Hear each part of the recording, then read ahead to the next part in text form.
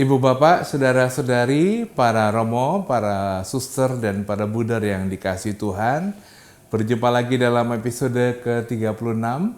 Kita akan membahas tokoh Tobit, terutama kisah penyembuhannya.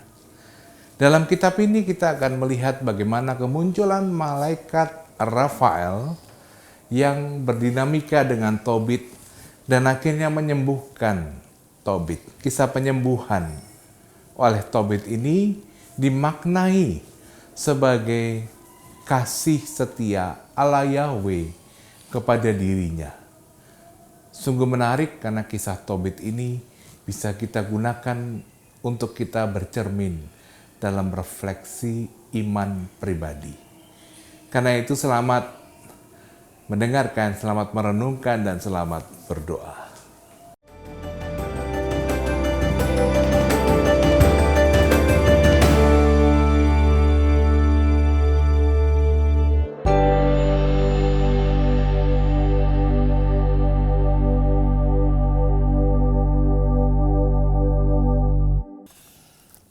Saudari-saudaraku yang terkasih, dalam percakapan yang terdahulu, kita sudah selesai dengan kitab Yudit, pahlawan perempuan yang dikatakan tidak bercela.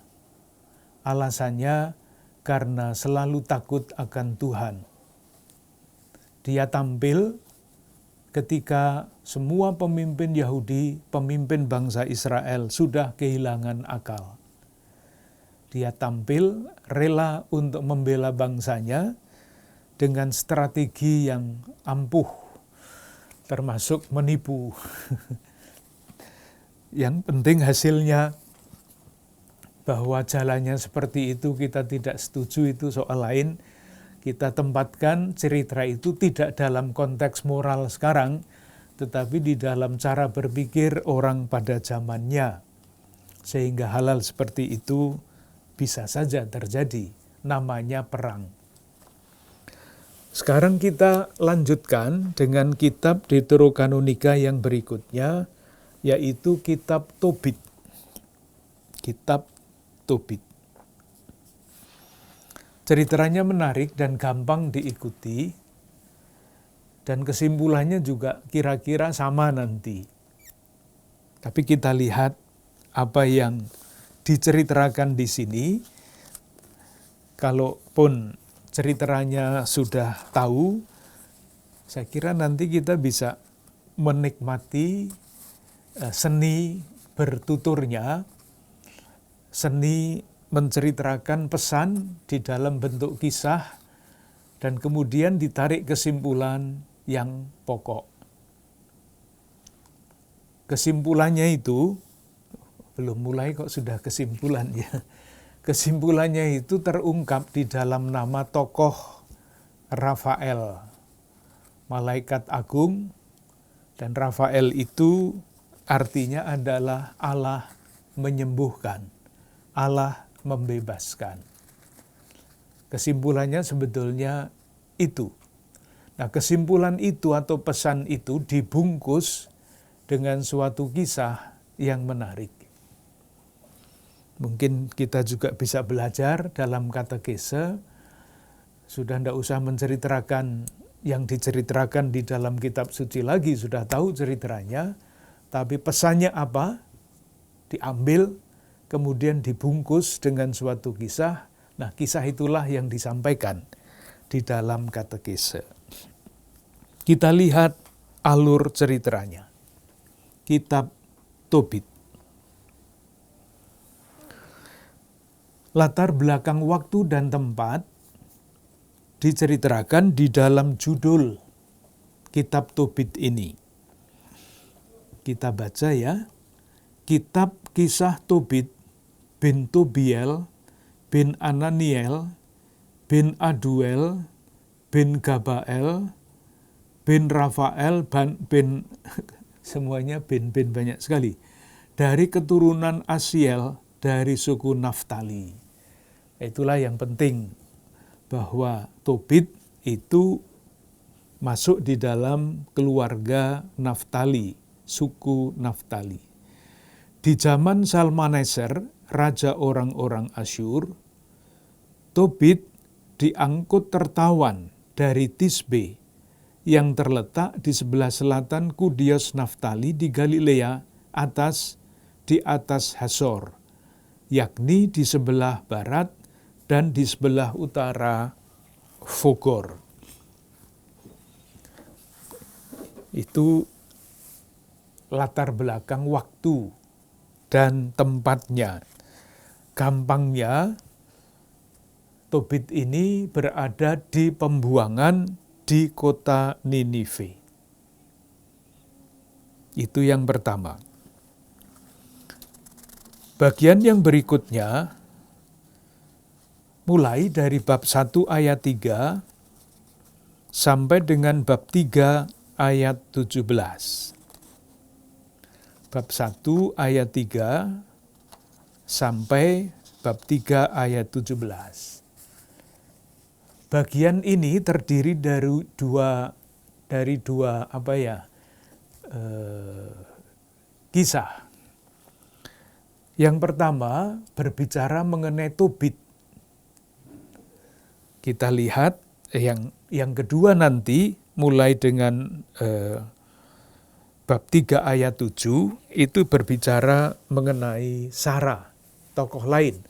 Jadi pada bagian ini diperkenalkan dua tokoh utama yang akan menjadi objek atau sasaran dari belas kasih Allah.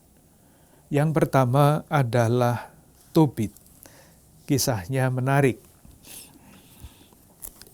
Yang pertama, siapa Tobit itu? Tobit adalah orang yang sangat saleh. Bab 1 ayat 3. Aku Tobit menempuh jalan kebenaran dan kesalehan seumur hidupku,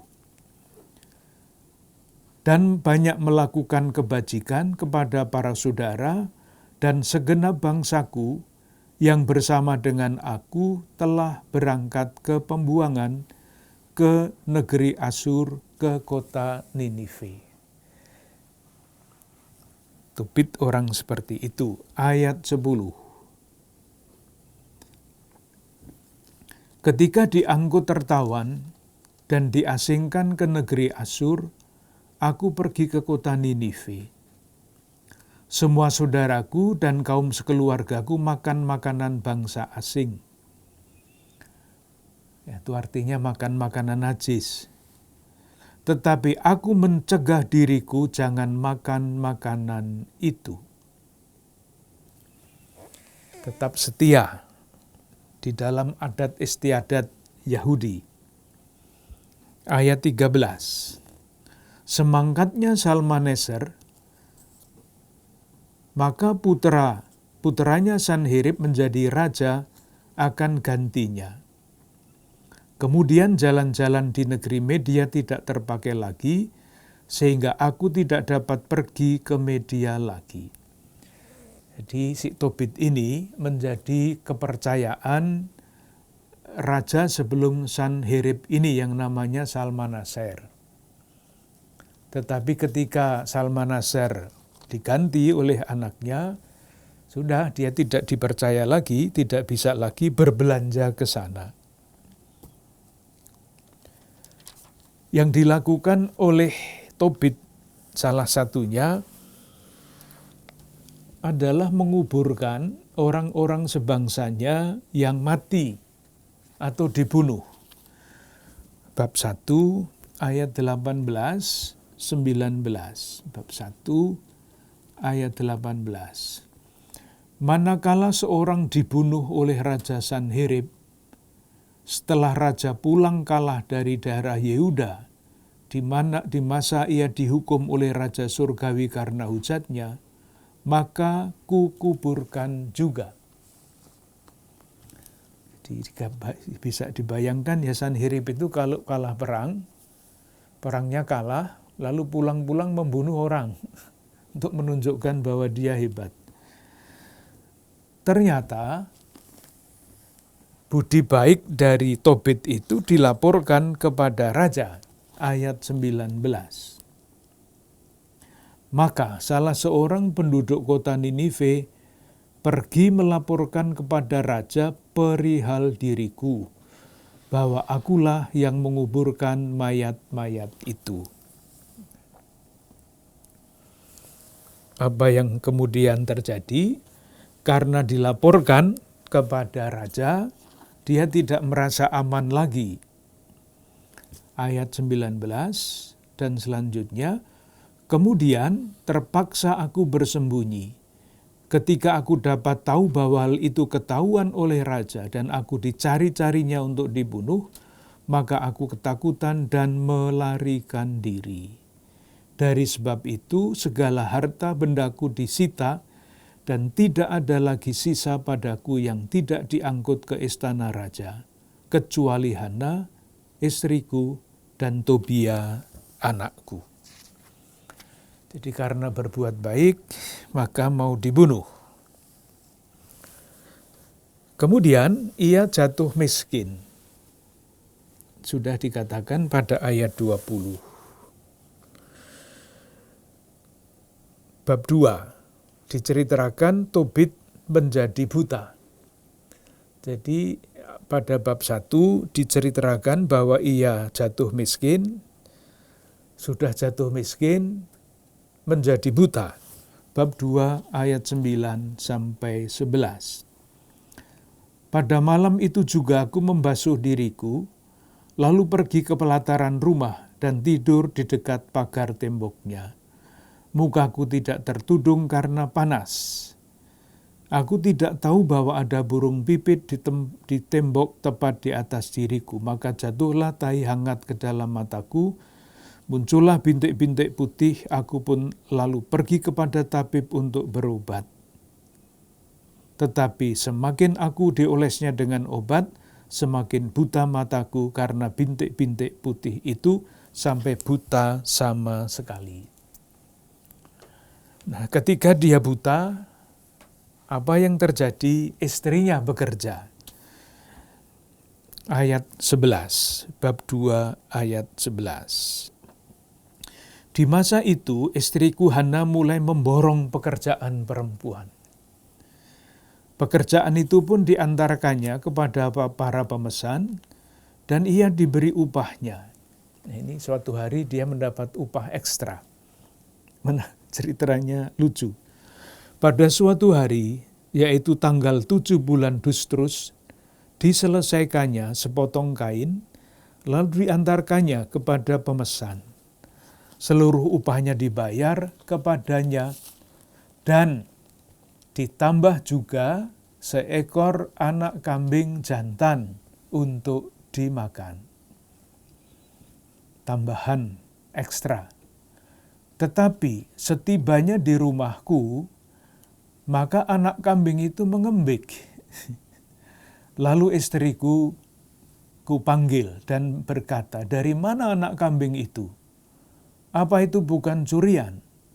Kembalikanlah kepada pemiliknya, sebab kita tidak diperbolehkan makan barang curian." Nah, orang yang tidak melihat mempunyai kompleks seperti itu. Ayat 14, saut istriku, "Kambing itu diberikan kepadaku sebagai tambahan upahku. Tetapi aku tidak percaya kepadanya, maka kusuruh kembalikan kepada pemiliknya. Karena perkara itu aku merah padam karena dia." Di balik kisah komunikasi seperti ini bisa ada penafsiran macam-macam. Tetapi istriku membantah, katanya, "Di mana gerangan kebajikanmu? Di mana amalmu itu? Betul, sudah ketahuan juga gunanya bagimu." Pertengkaran antara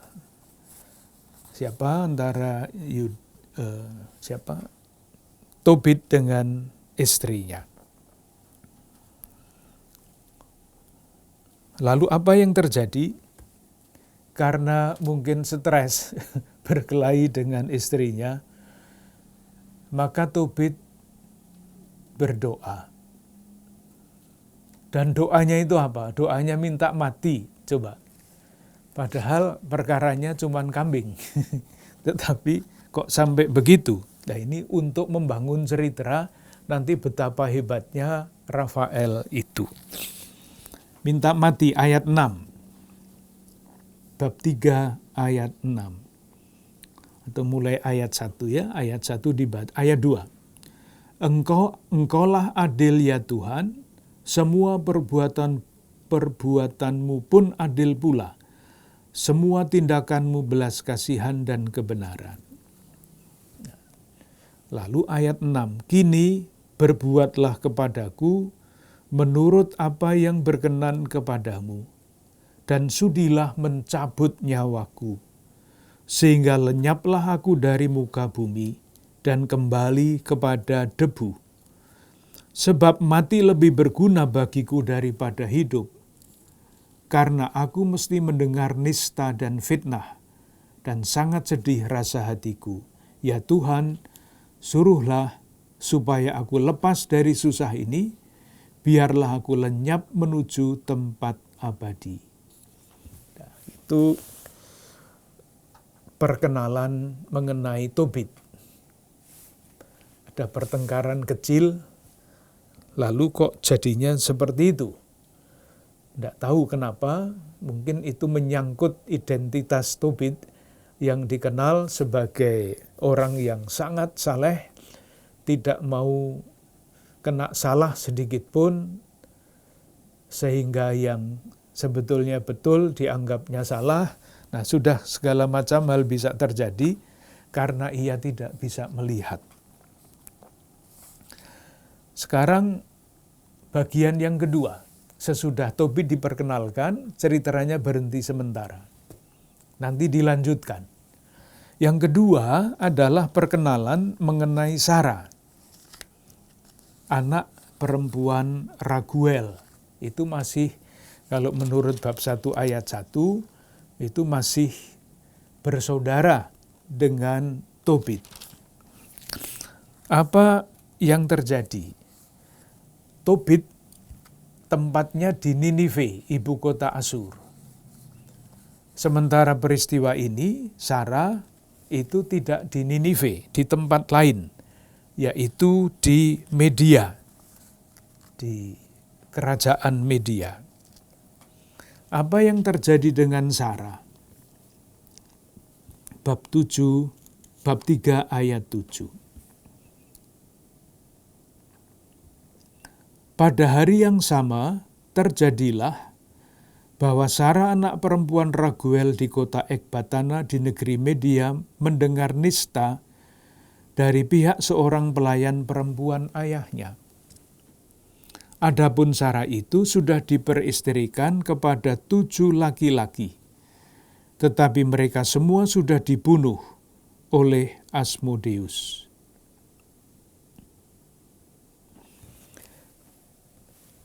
Mati semua 7 orang itu. Nah, dia dituduh, difitnah. Pada ayat selanjutnya, ayat 8, kata pelayan itu kepada Sara, engkau sendirilah yang membunuh para suamimu. Jadi bukan setan Asmodeus itu, pelayannya mengatakan kau bunuh sendiri 7 suamimu itu. Dan tentu saja itu membuat sedih. Seperti halnya Tobit menjadi sedih karena bertengkar dengan istrinya, lalu malah minta supaya mati. Demikian juga Sara mempunyai nasib yang kurang lebih sama. Tobit buta, lalu ada soal. Sara mempunyai pengalaman, sudah punya 7 suami, mati semua, lalu ada tuduhan. Dituduh dia sendiri yang membunuh. Apa yang dilakukan oleh Sara? Sara tentu saja berdoa. Ayat 10. Maka pada hari itu juga Sara sangat sedih lalu menangis terseduh-seduh. Kemudian ia naik ke bilik atas kepunyaan ayahnya dengan maksud menggantung diri. Sama dengan Tobit yang minta mati, Sara karena dituduh seperti itu maka dia sedih mau menggantung diri. Tetapi berpikir dan berkatalah ia dalam hati, kiranya ayahku nanti dinistakan karena hal itu, dan orang akan berkata kepadanya, Bapak hanya punya satu anak perempuan yang kekasih. Celakalah ia telah menggantung diri. Niscaya karena sedihnya, maka uban ayahku kubawa ke dunia orang mati. Jadi niat menggantung diri diurungkan, lalu ada cara lain. Lebih baiklah aku tidak menggantung diri, melainkan berdoa kepada Tuhan supaya aku mati saja, sehingga tidak usah mendengar lagi nista selama hidupku. Ya. Jadi sejajar ya antara Tobit yang mempunyai masalah dan kemudian minta mati, ada Sarah yang karena ada masalah minta mati. Nah, sebetulnya inti ceritanya itu ada pada ayat 16 sampai dengan ayat berapa? Dan selanjutnya, ayat 16 dan 17. Ada di situ. Bab 4 sampai selesai kisah ini sebetulnya adalah gelaran dari bab 3 ayat 16 sampai 17 itu. Kita lihat apa yang dikatakan di situ. Pada saat itu juga kedua orang itu, yakni Tobit dan Sarah, dikabulkan permohonannya di hadapan kemuliaan Allah. Bukan dikabulkan lalu mereka itu mati. Silakan membayangkan, ini yang satu di Ninive, ini yang satu di mana tadi, di Media. Dua orang yang berada di dua tempat dengan masalah masing-masing yang berbeda, yang putus asa, tetapi kemudian didengarkan doanya oleh Allah. Diutuslah Rafael untuk menyembuhkan kedua-duanya, yaitu dengan menghapus bintik-bintik putih dari mata Tobit, sehingga ia dapat melihat cahaya Allah dengan matanya sendiri, dan dengan memberikan Sarah anak perempuan Raguel kepada Tobia bin Tobit sebagai istri, dan dengan melepaskannya dari Asmodeus setan jahat itu. Memang Tobia lebih berhak memperoleh Sarah dari semua orang lain yang ingin mengambilnya. Pada saat yang sama, Tobit kembali dari pelataran itu, masuk ke rumahnya, dan Sarah anak Raguel turun dari bilik atas itu. Sudah, itu ringkasan ceritanya, ya sampai di situ itu. Sekarang pagelaran ceritanya. Bagaimana Tobit itu akhirnya disembuhkan, itu baru pada akhir, dan di tengah-tengahnya diselipkan bagaimana Sarah itu dibebaskan dari setan yang namanya Asmodeus itu oleh Rafael. Kisah yang menarik. Kita coba lihat detail kisahnya.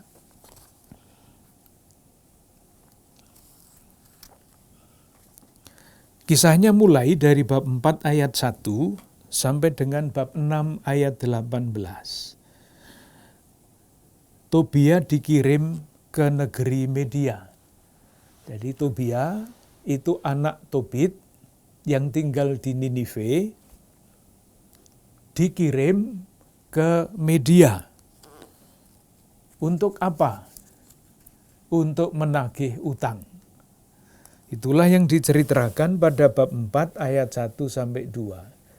Jadi apa ada utangnya sungguh-sungguh apa tidak itu soal lain. Ini kisah.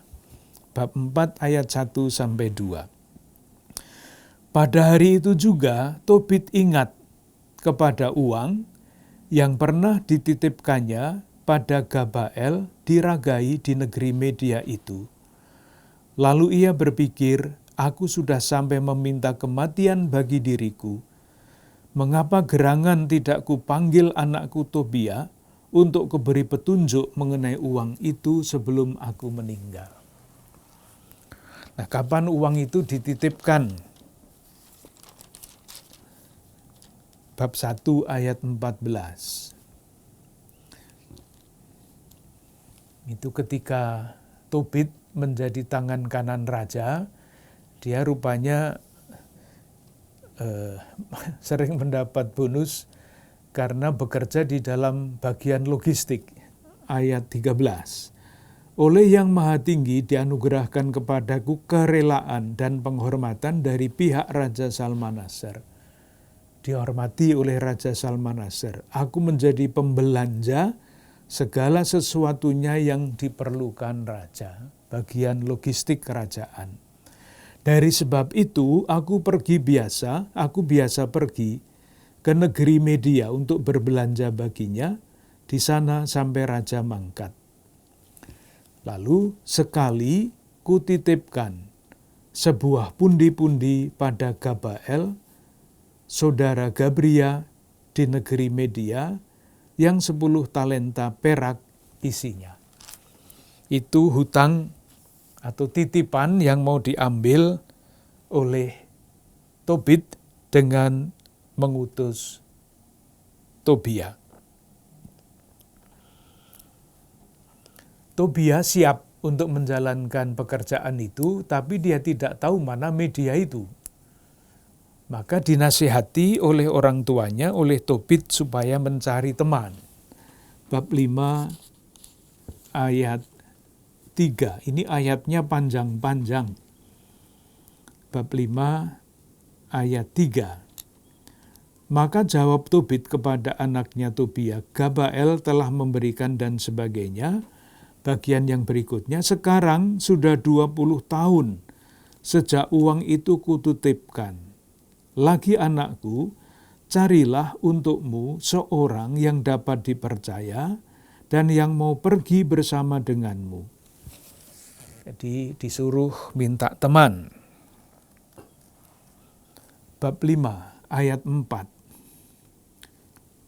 Maka keluarlah Tobia untuk mencari seorang yang mau pergi bersama dengannya ke negeri Media dan yang tahu jalannya. Didapatinya malaikat Rafael yang berdiri di hadapan Tobia. Hanya Tobia tidak tahu bahwa dia itu seorang malaikat Tuhan. Berkatalah Tobia kepadanya, dari mana engkau, hai pemuda? Sahutnya, dari saudara-saudaramu, orang Israel. Aku datang kemari untuk mencari pekerjaan. Tobia pun lalu bertanya kepadanya, tahukah engkau jalan ke negeri Media? Jawabnya, aku tahu. Seringkali aku ke sana, dan aku pun mengenal segala jalan juga. Sudah kerap kali aku pergi ke negeri Media. Dapatlah Tobia ini kawan.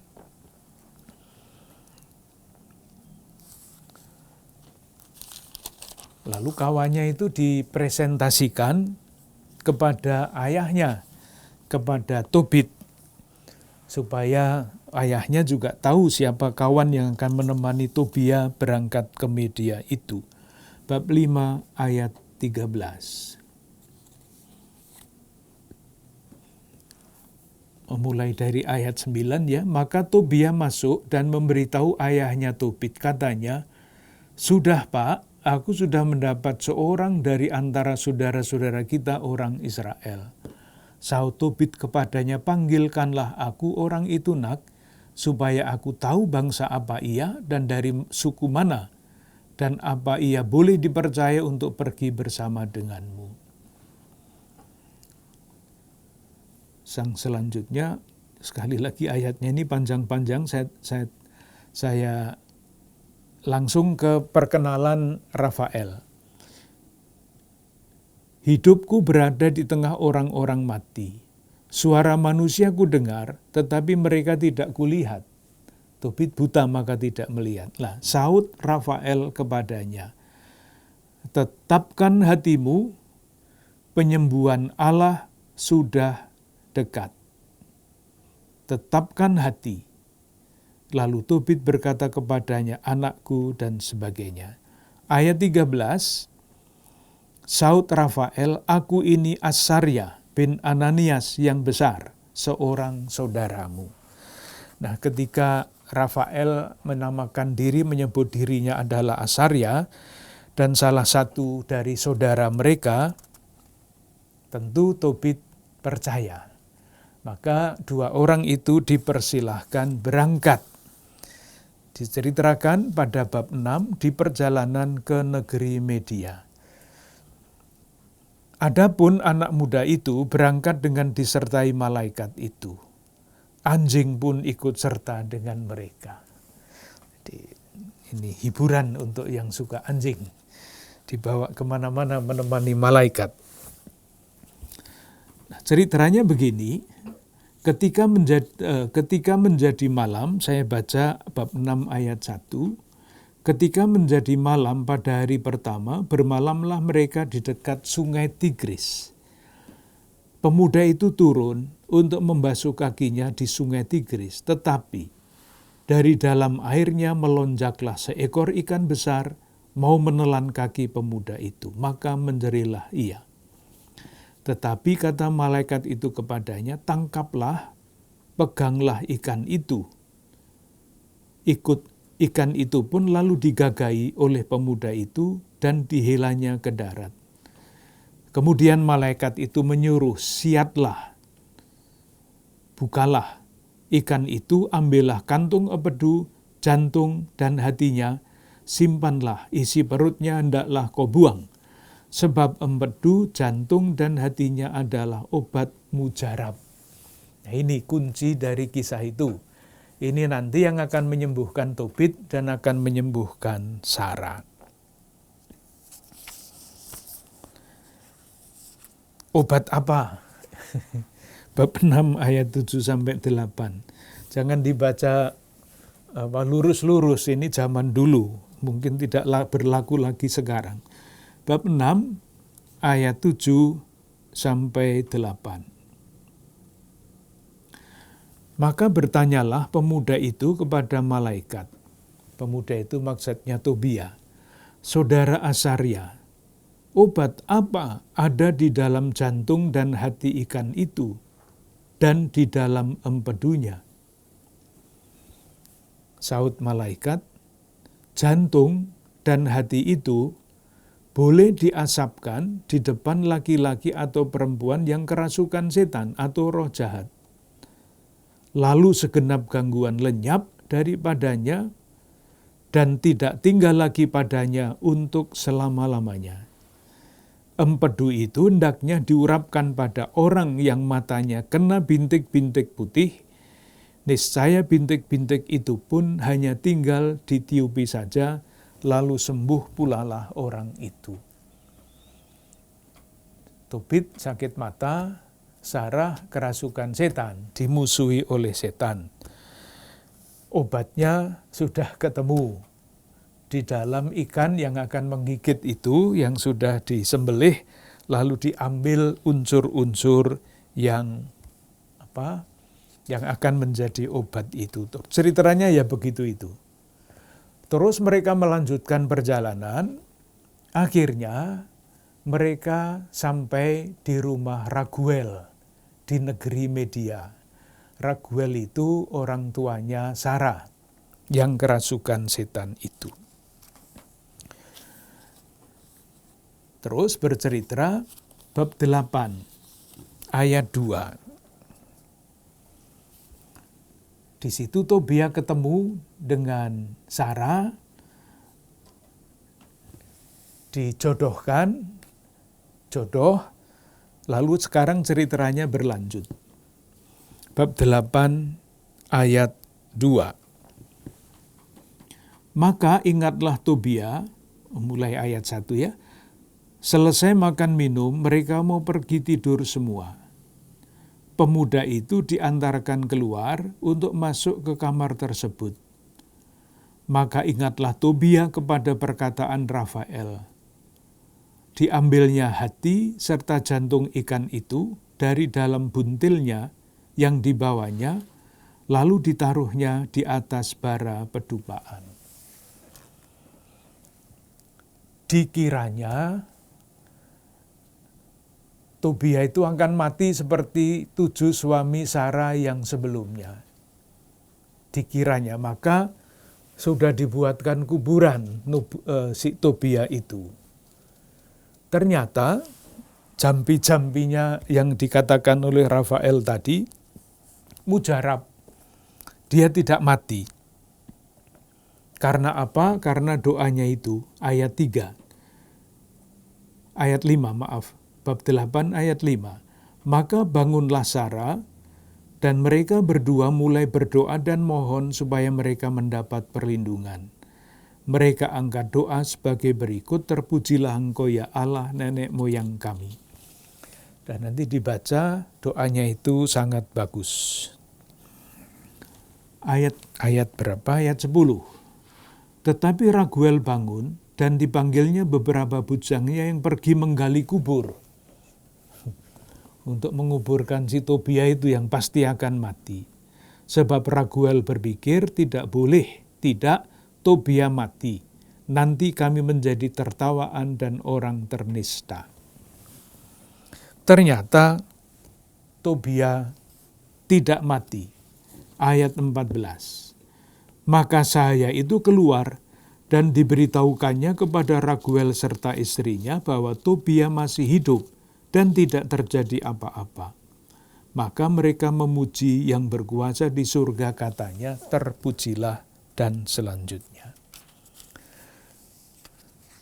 Bab 9 dan bab 10 dari kitab Tobit, ini adalah cerita mengenai pernikahan antara Tobia dan Sarah di Media.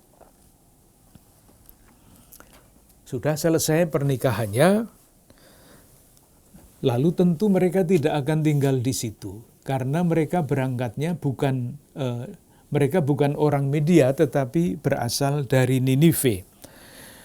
Maka mereka minta izin untuk pulang ke Ninive. Bab 10, ayat 8.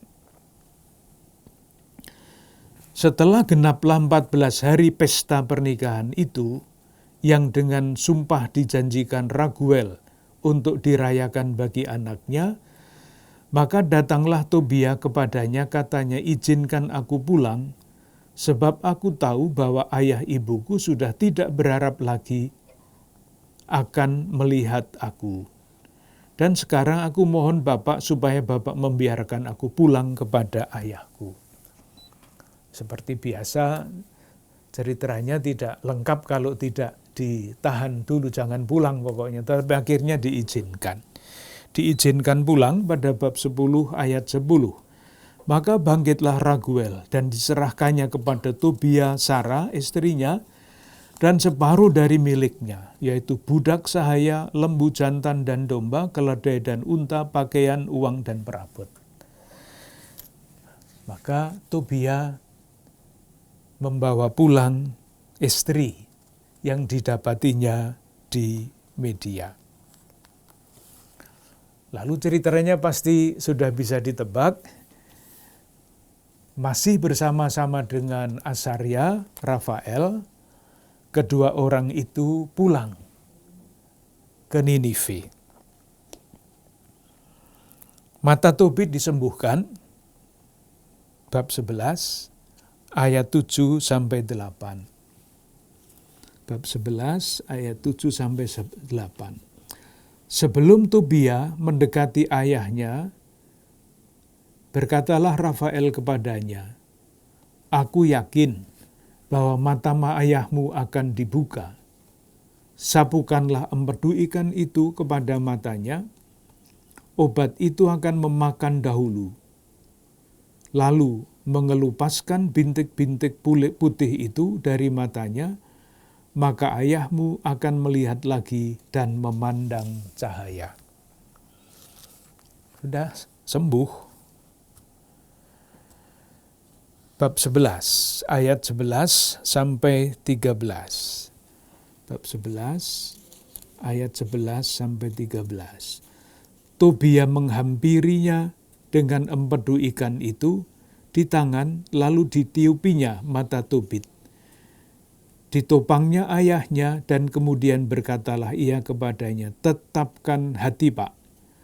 Selanjutnya obat itu dikenakannya padanya dan dibiarkannya sebentar, lalu dengan kedua tangannya dikelupaskannya sesuatu dari ujung-ujung matanya.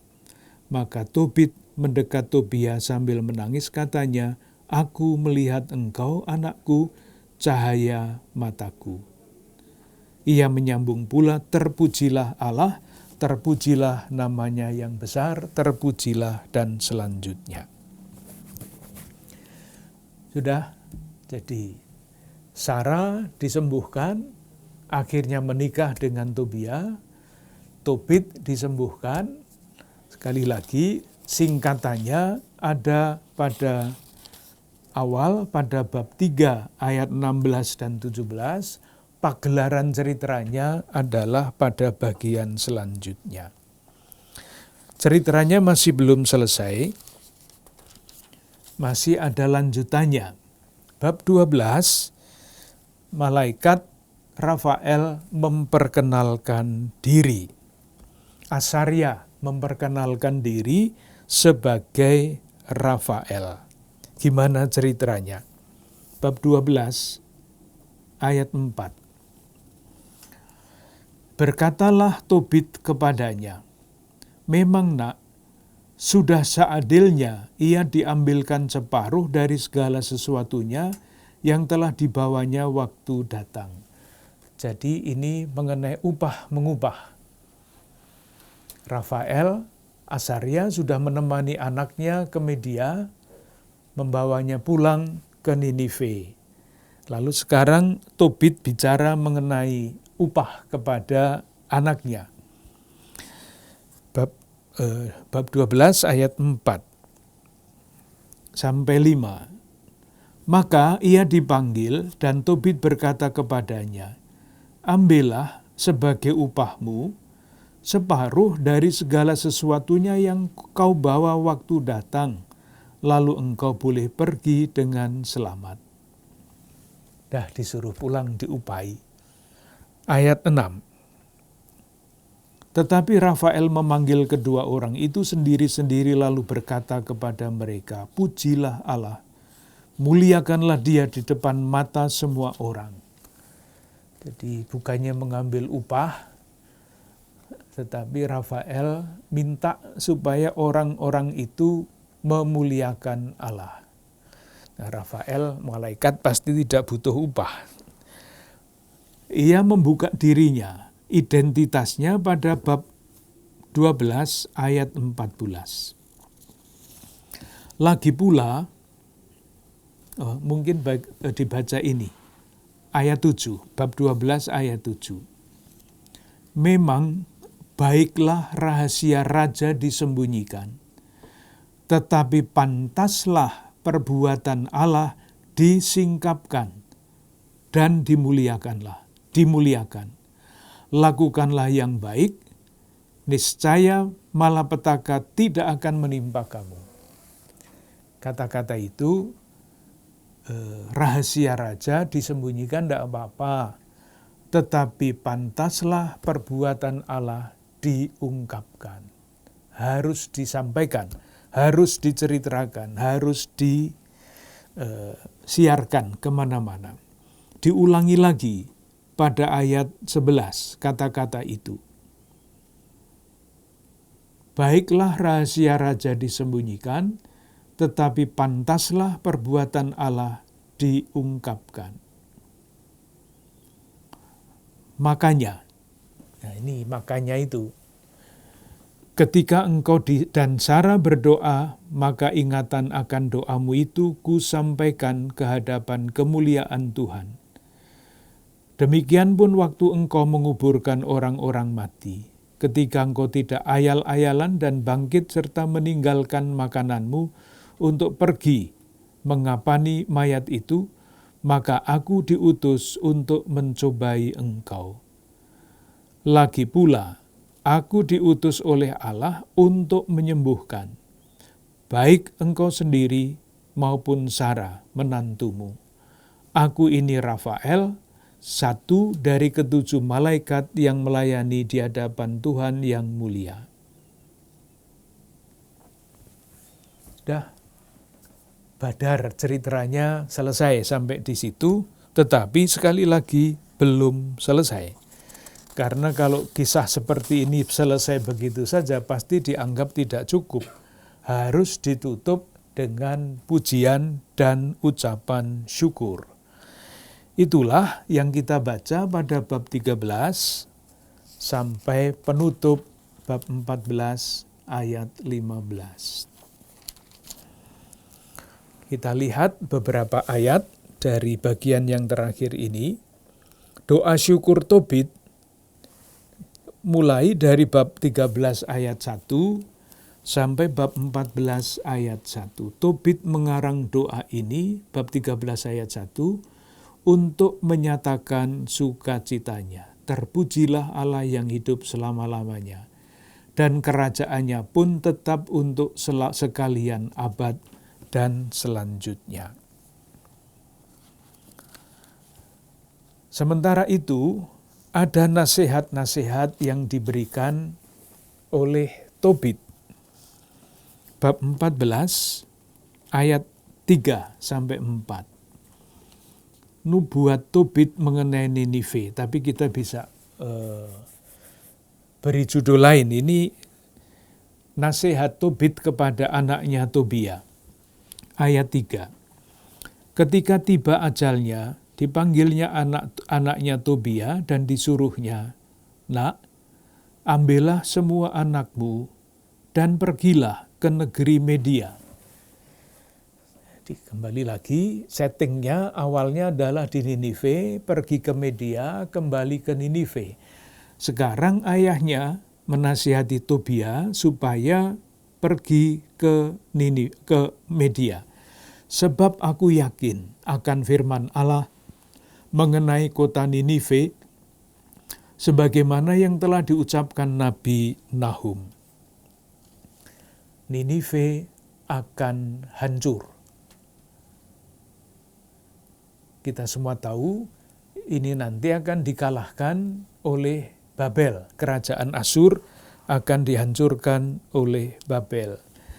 Selanjutnya ayat 5. Ini ayatnya sekali lagi panjang-panjang, jadi jangan cari yang dekat-dekat, cari yang agak jauh. Ayat 5.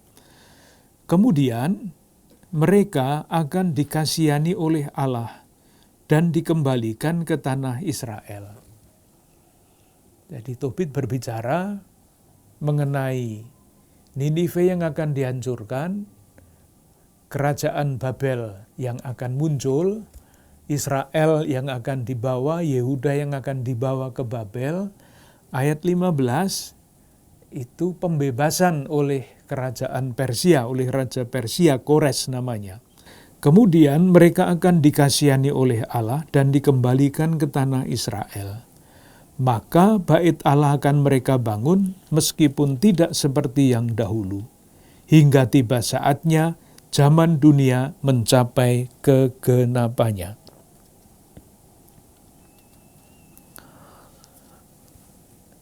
Ayat 6, ini menarik. Sesudah ayat 5, ayat 6, dikatakan begini, semua bangsa di seluruh bumi akan bertobat dan benar-benar menakuti Tuhan Allah. Semua akan meninggalkan berhala mereka yang membuat mereka kembara dalam kesesatan. Dengan tulus hati mereka akan memuji Allah yang kekal. Ini istimewa, istimewanya apa? Sesudah Israel kembali dari pembuangan, di dalam semangat eksklusivisme iman Israel itu, Tobit berbicara mengenai segala bangsa di seluruh bumi akan bertobat dan takut akan Tuhan Allah. Ini universalisme yang bukan main. Sesuatu yang membuka eksklusivisme iman Yahudi. Ayat 7.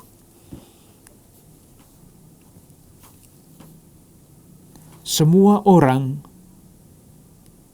Israel yang selamat pada masa itu dan yang ingat kepada Allah dengan tulus ikhlas akan berkumpul dan datang ke Yerusalem. Mereka pun lalu akan mendiami tanah Abraham untuk selama-lamanya dan dengan aman sentosa. Berbicara mengenai masa depan yang tanah Abraham itu adalah tanah terjanji. Orang-orang dari pembuangan diizinkan oleh Raja Koreshi untuk kembali ke tanah terjanji itu. Kalau itu biasa. Yang tidak biasa adalah bangsa-bangsa dari seluruh dunia akan bertobat dan dikatakan tadi meninggalkan berhala mereka. Dengan tulus hati mereka akan memuji Allah yang kekal. Sesudah itu masih ada nasihat, tentu ini jenis sastra yang sangat menarik. Orang yang akan meninggal memberikan pesan-pesan terakhir untuk dijunjung tinggi. Nasihatnya ada pada ayat 8 dan ayat 9.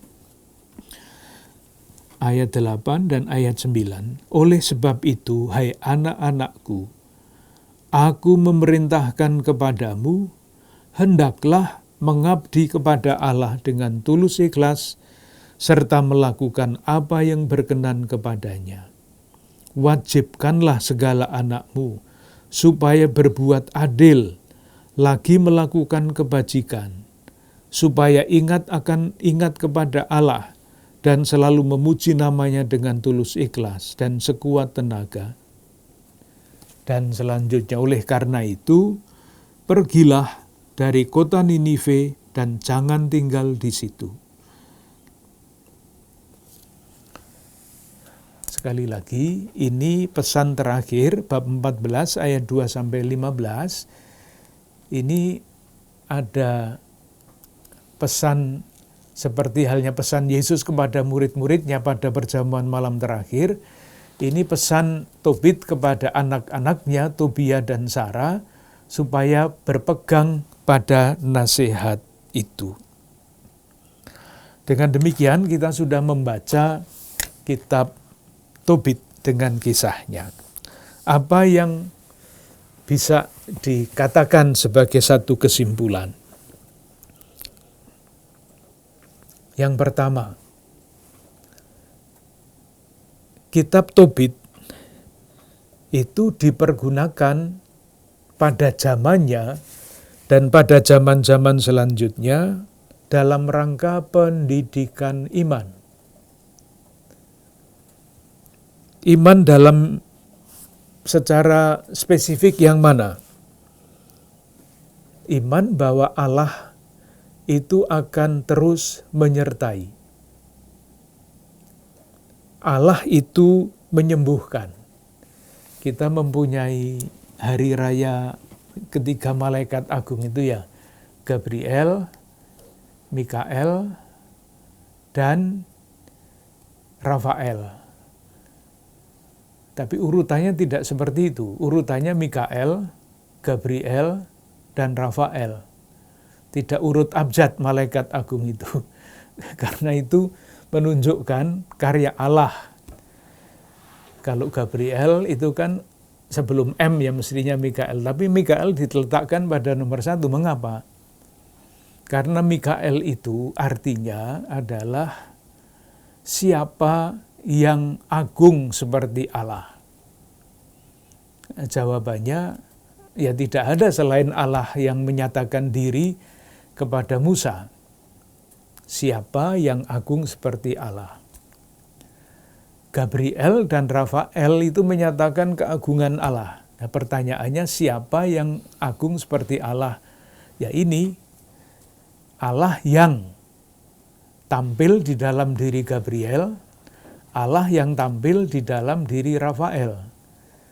Keagungan Allah itu tampak di dalam malaikat Gabriel yang selalu membawa kabar gembira, keselamatan. Allah itu tampak di dalam diri Rafael, karena Rafael itu artinya adalah Allah yang menyembuhkan. Yang juga menarik di dalam kitab Tobit ini, ada macam-macam bentuk sastra yang digunakan. Kita sudah lihat ada nyanyian, doa pujian, ada puisi, ada wasiat, ada nasihat, ada macam-macam ajaran tentang doa, tentang puasa, tentang sedekah. Semuanya ada di situ. Dalam arti itulah kitab Tobit itu dapat disebut sebagai kitab untuk pengajaran iman, pedoman iman, pendidikan iman. Bukan sekedar konsep iman, tetapi perilaku orang yang beriman yang ditampilkan di dalam diri Tobit dan ditampilkan di dalam diri tokoh-tokoh lain di dalam kisah ini. Kita sampai di situ, kita lanjutkan dalam pembicaraan yang akan datang. Terima kasih.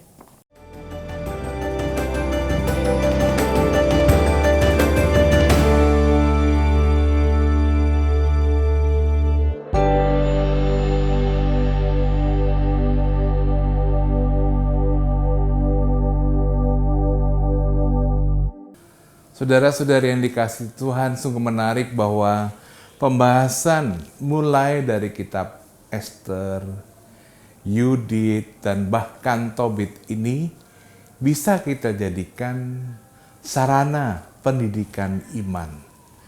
Kita melihat bagaimana melalui pribadi mereka yang berdinamika dengan Allah Yahweh dan para utusannya, mereka sungguh mengalami kasih setia Tuhan. Saudara-saudari, hal yang sama juga kita alami dalam hidup kita sehari-hari. Semoga kita dibantu untuk semakin mudah dan peka dalam merefleksikan kehadiran Tuhan. Dan karena itu menjadi berkat juga bagi semakin banyak orang. Mari kita mohon berkat Tuhan. Semoga saudara-saudari sekalian beserta keluarga dan komunitas dalam kegiatan karya pelayanan dan hidup sehari-hari senantiasa dibimbing, dilindungi, dan diberkati oleh Allah yang Maha Kuasa, Bapa, Putra, dan Roh Kudus. Amin. Terima kasih, sampai jumpa.